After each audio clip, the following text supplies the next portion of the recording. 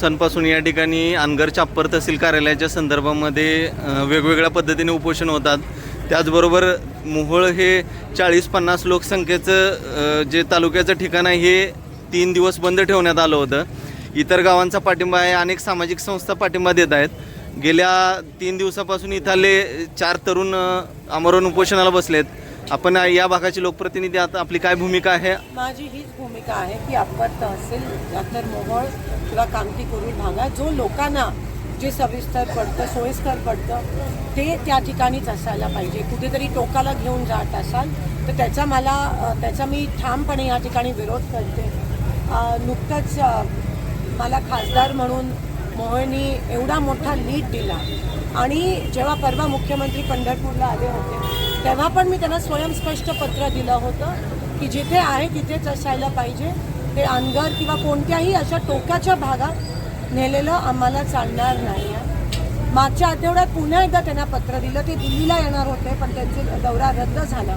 आता या येणाऱ्या आठवड्यात 15 ऑगस्टला नंतर मी त्यांना भेटून हे करून घेणार आहे। पण काही ठिकाणी असं झालं की काही ग्रुप जाऊन मुख्यमंत्र्यांना भेटले होते आणि मुख्यमंत्री म्हणाले ठीक आहे मी हे थांबवतो, पण हे लोकांना थोडंसं दिशाभूल करण्याची ही टॅक्टिक असावी। कारण जोपर्यंत GR रद्द नाही, आणि मी सविस्तर अधिकाऱ्यांची पण ह्याबद्दल बोलले, जोपर्यंत GR रद्द होत नाही तोपर्यंत ही प्रक्रिया थांबणार नाही।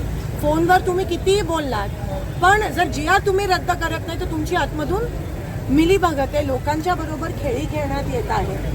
ते लोक राजकारण करतायत महायुतीच्या माध्यमातून आणि हे सगळे एकत्रित आहेत आणि लोकांना वेठीस धरतात। असं होत असेल तर मी सोलापूर लोकसभेची खासदार म्हणून हे खपवून घेणार नाही आणि मी सर्वसामान्यांसाठी लढीन। जे ह्यामागे राजकारण करतायत त्यांना पण मी सांगू इच्छिते की ह्याच्यात राजकारण करण्याची किंवा येणाऱ्या विधानसभेचा विषयच नाही आहे। हा विषय आहे अप्पर तहसील अशा ठिकाणी झालं पाहिजे जे लोकांना सोयीस्कर आहे, त्यासाठी मी लढते।